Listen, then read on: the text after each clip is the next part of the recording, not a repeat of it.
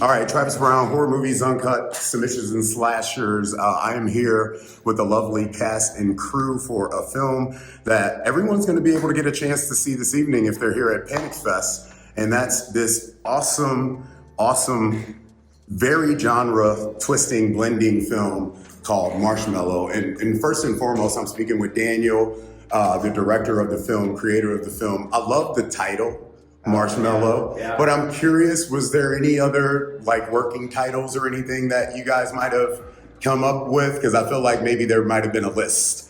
The original script had a different name on it, which was great as well. But I think when everybody saw the name Marshmallow, I think it kind of just stuck. It felt like it tied into the themes of the kids of the film, and then the overall. Just sort of how the movie unfolds, and I think it's just a nice punchy name is always for sure. Is always. I mean, it works. Like right off the bat, it works. So when you think of camp, you're like, hot chocolate, campfire, s'mores. You know what I mean? Yeah, like for sure. What's better than marshmallow? Where did you guys shoot this film? Because it's like, of course, got this gorgeous backdrop, but it also kind of has like a familiar setting to it. Like I feel like I might have seen this backdrop in another film or something. So where did you guys find this place? We shot in Carrollton, Kentucky. Okay. And we looked at a handful of places and we're trying to figure out where we could go. And we went to visit the location, and it was an old camp back in the day. And now they weren't using it as a camp, they were using it more for like a nature preserve. People would go hiking and do weddings and stuff like that. Out there smoking weed, ain't nothing going on out there. Yeah, exactly. And a bunch of kids show up. Right. Oh, damn it, who are these? They're like, these filmmakers taking our And so we went, we did some, basic cleanup and some restoration stuff. Okay. And we were able to all actually like kind of live at the camp for the entire shoot. Really? It was cool. I mean, we didn't sleep there, but we all were there from So you guys, the bougie camp, right? Y'all glamped. Is that what you guys did throughout the whole film? That was it. That's awesome. Yeah. So the last thing I'll ask you about that setting and that territory is, was there ever any stories of anything possibly going on out in that area? Early on, some Bigfoot sightings or something like that? Early. You're in Kentucky, so I mean, that just might be some dude named Roy. Yeah. You know what I'm saying? So it was the groundskeeper. Yeah. No, we early on when we were looking at the camp, the folks from Carrollton took us around and showed us areas, and they told us a lot of what happened, like what the camp was doing back in the day, and which was really exciting. And there was talk, like I think one of the women went to the camp when she was young, then became a counselor when she was older, and then now oversees it as an adult, and talked like, oh yeah, we had all the same kinds of things. So that's what was exciting about the film for me, and it was just like how familiar it was, you know what I mean? And we needed to hit all of those tropes. It was really important. That's awesome. Yeah. So at Horror Movies Uncut, we always talk to the ladies of the room first, if we get a chance to, especially if they're present and they're here. So, I mean, and I want you guys to piggyback on this question too. Have you ever been to camp before? Have you had an experience of camp? What is your knowledge of camp? Was this kind of your first, idea of camp? Was this what you thought camp would be?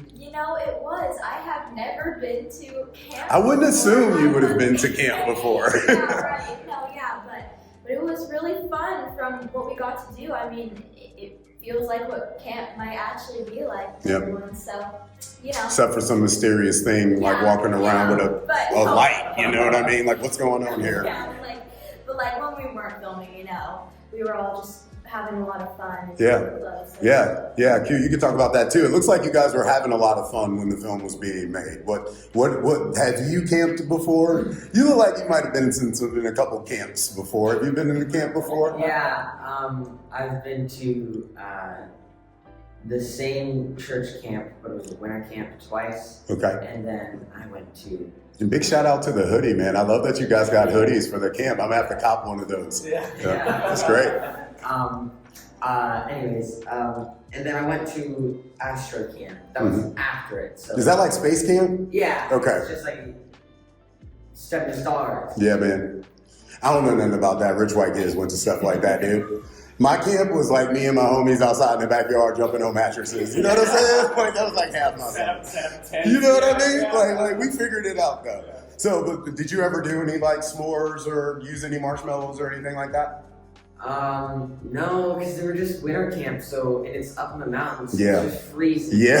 Everyone's like always this is a inside. camp. This is Siberia. So I've never actually been to a summer camp. Okay. Were they cabins that you guys were in then? Or was it Yeah, actual no, we were tents? in paper thin tents. Did they feed you guys Yeah. did they feed you guys gruel and like oatmeal or something like that? You No, know? their food is actually amazing. Okay. It's some of the Big best shout food I've out. ever tasted. Yeah, man. All right. So what about you? Any camp experiences? Yeah, so I've been to a summer camp Okay. like for 5 consecutive years. Oh, okay. So this was right up your alley then. Okay.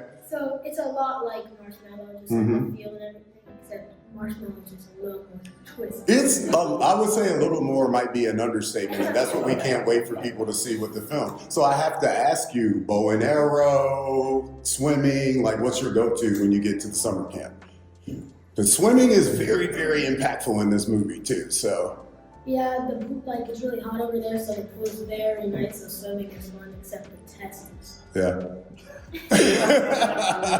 That's like eat those. Yeah. So fellas, since you guys both have actual experience with camp, any spooky stories ever brought across your way? I feel like probably more in the summer camp because it sounds like you guys were just trying to survive up there. So I feel like your entire process could have been part horror story if you needed it to be.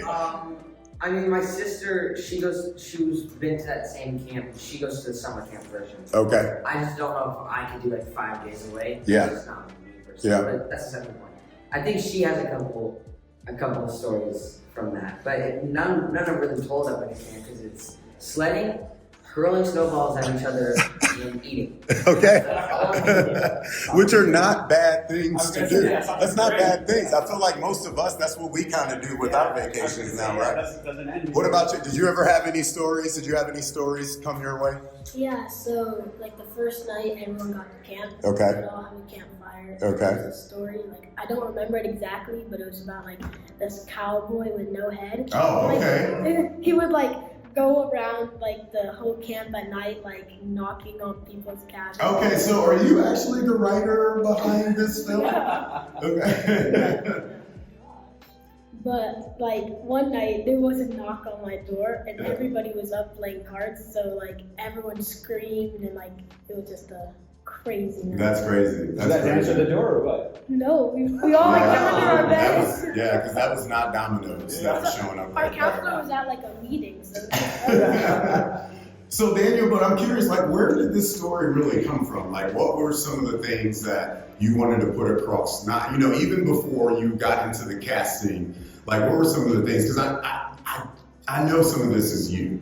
Like, where did this come from inside of you? So, I actually received the script from Warner, Okay. producer. Mhm. And he's like, hey, I got a really, really great script. And it came from this guy, Andy, who wrote the script. Yeah. And he's over in the corner, everybody. For those listening on the podcast, he's a very nice gentleman. Yeah. He brought us tea when we first came in here. So. It was interesting. So I got the script and I read it, and it was great, and it felt very real. Mm-hmm. And then after meeting Andy and talking with him, I was like, oh yeah, this comes from a very real place. So even this week we were talking about inspirations and stuff like that. But I'm a dad and I have kids. Yeah. And what was exciting for me was not only the idea that the script reminded me of a film that I would have liked to watch when I was a kid. Yeah. It was personal because of being a father. And Yeah. the idea of the film itself is hits close. So I was like, yeah, we can make a movie that's fun. Yeah. Like I want everyone to have fun. I had fun making it. I wanted to do something that's scary and then also something that's personal. Yeah. How do we blend and tie all those things together? And I loved that the script was 3 very distinct parts. Yeah. For for and, sure. it was very important that they had 3 distinct parts because it's obviously a coming of age story, and that's the Mhm. scariest thing as a kid growing up in the world and trying to find your place. Kind of a weird way of calling it a coming of age story. Yeah. It's a coming of age story. But yeah, that was it for me. And I think the coolest part of any project is like there's just stages, and Andy wrote a beautiful script. Yeah, man. And then as we found a location, the script evolved to fit the location, which is really important. And then when we found them, the script evolved. Dude, it's over when they show up. Yeah. Yeah, and it just continually built on the foundation that Andy said. But at the end of the day, it's always important that you're honoring the source material. For sure. Yeah. Who got into a real fight in the movie on the set? Did anybody get into a real fight? Were there any beefs? Did you get into a fight? Were there some issues? No, it wasn't on the set? It wasn't a real fight, so I was humbled. Okay, well, we're here for the violence, so go ahead and lay it on me. I was like, he was like, we were like the same height, but I think he was like a tiny bit shorter than me. And so I was like, there's no way this kid could beat me in a fight. And we start wrestling, and he had me in a headlock within like 3 seconds. And did you guys do all your own stunts? Because I mean, it gets pretty rowdy in the movie for all of you guys for a while. Did you guys do your own stunts, or did you like jump out and jump back in? Like, what you guys do? Did you have fun? yeah. So I did my own stunts. I got dragged on my back. Yeah, man. Then I got like. You got pretty bad. Like, I'm not saying anything, man, but like you went through some camp stuff, man. They did everything.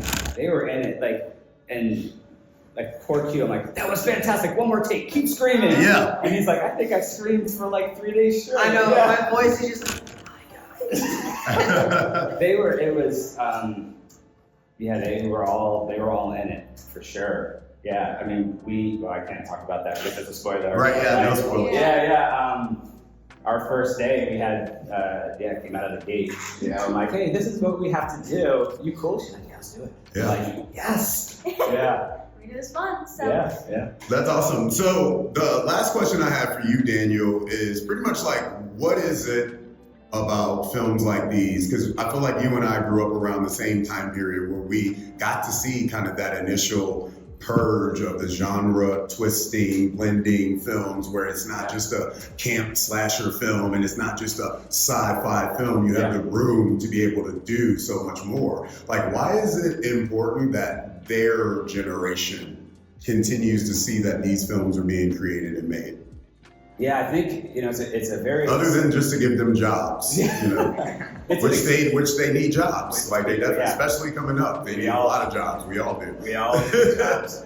Yeah, it's weird. I think that the generations, it's very different from when we grew up. And films back in the day for me, which were exciting, was you watch a movie and you could tell that the director and producers and everybody treated the kid or the actors in the film as adults, and they treat the audience like adults, even if it was a kid's film. And I think going into this, like when we all met, we got on Zoom together, we all connected, we met in person, they all hit it off. And it was like, guys, this is a safe place. Let's all have fun, be yourselves. And I think that's it's cool. It's like they got to do the things that we're normally throwing, adult actors and actresses into the film. For sure. And then we wanted to just flip it we on also its get head, to kick some adults' asses too. That's which it. is always great. Yes. And those are the most exciting parts. Every time we end a take, I'm like, have a tear in my eye. Yeah, you're like, Q was fantastic. Q was fantastic. Dylan was fantastic. I felt like a dad behind the camera. Yeah, I'm sure you were, man. I'm sure you were. So for my young, talented cast,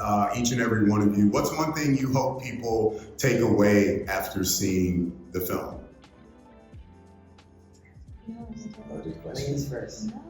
Yeah, that's all right. It's on you. Ladies first. No, ladies first. Okay. I still need to He's like, I'm still trying to remember like how much I got dragged. And Q, go ahead and kick it off. Like, what's something you hope people take away from the film after seeing Marshmallow? No. He's like, now I got something. Now we're ready. Yeah. I mean, I kind of just want everybody to just enjoy watching it, There you and like I just want them to take away like the fun horror from it. Yeah. Awesome. Okay. I've said this before and I'll say it again. I feel like this movie's main thing that they should take away is to just be comfortable in your own skin and who you are and inside. Yeah. Okay. No matter how much water is around. Yeah. No, yeah, I agree. I hope people just really enjoy it. I mean, I know they will. They are amazing. Everyone, Let's go confidence. But no, you know, I hope they can really just see that bond and kind of see how everyone kind of came together and just made this amazing film it is. So, Okay. yeah. Awesome. So Daniel, I don't mean to be a journalist, but I always mean to be one. Yes. Anything else coming up for you and your team, possibly in the future, you can let us know about? Yes and maybe. But no, I'm really excited actually for this film. We are going to be in theaters, in movie theaters. Yes. There's a thing called movie theaters where you go and you people sit. need to see Marshmallow in movie theaters. Yeah, and so 100%. it's very exciting for all of us. I mean, it's a dream come true for me. And that is April 11th. Let's go. Soon. Coming up. Let's go. So we're all hyper focused and excited on that. Who are you able to say who's putting it out, or do you have to keep that under wraps? Like who's distributing it to the theaters? Yeah, Hemlock, who. Okay, Hemlock's doing it. Yeah, we're really excited, and it's awesome that everyone's going to get to see their lovely faces. Yeah, for sure. And not so lovely faces because of what's in the movie. Dude. For real. Well, thank you all so much. I really appreciate it. The film was fantastic. Can't wait for everybody to see it at Panic Fest. That's how we do it.